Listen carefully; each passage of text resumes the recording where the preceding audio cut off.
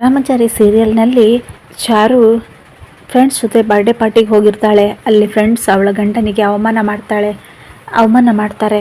ಅದಕ್ಕೆ ಸಿಟ್ಟು ಮಾಡಿಕೊಂಡ ಚಾರು ಹೇಳ್ತಾಳೆ, ನನ್ನ ಗಂಡನ ಹತ್ರ ಕಾರಿಲ್ಲ ನಿಜ, ಸ್ಕೂಟರ್ ಇದೆ, ಅದು ಅವನ ಸ್ವಂತ ದುಡಿಮೆಯಿಂದ ತಗೊಂಡಿದ್ದು.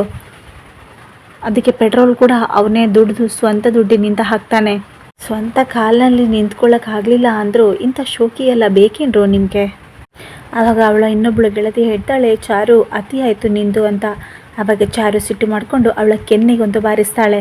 ಏನಂತೆ ನೀನು, ನನ್ನ ಗಂಡ ಬೋರ್ ಅಂದ್ಯಾ?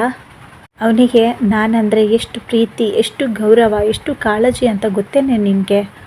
ಇವನಿದ್ದಾನಲ್ಲ, ಇವನು ದೇಹಗಳನ್ನು ಬದಲಿಸುವಂತಹ ವ್ಯಕ್ತಿತ್ವ ಇವಂದು. ಆದರೆ ನನ್ನ ಗಂಡ ಇದ್ದಾನಲ್ಲ, ಅವನದು ವ್ಯಕ್ತಿತ್ವವನ್ನು ಬದಲಾಯಿಸುವಂತಹ ವ್ಯಕ್ತಿ ಅವನು. ಅದಕ್ಕೆ ಉದಾಹರಣೆನೇ ನಾನು. ಅವನು ನಿಮ್ಗಳ ಹಾಗೆ ಇನ್ನೊಬ್ಬರ ಹೆಣ್ಮಕ್ಳನ್ನು ದಾರಿ ತಪ್ಪಿಸುವಂತಹ ಬುದ್ಧಿ ಅವನಿಗಿಲ್ಲ. ಕಣ್ಮುಂದೆ ಎಂಥ ಸುಂದರಿನೂ ಹೋಗ್ತಾ ಇದ್ರು ಅವನನ್ನು ಅಂಥವ್ರನ್ನ ಕಣ್ಣೆತ್ತು ಕೂಡ ನೋಡಲ್ಲ ನನ್ನ ಗಂಡ ಅಂತ ಹೇಳ್ತಾಳೆ.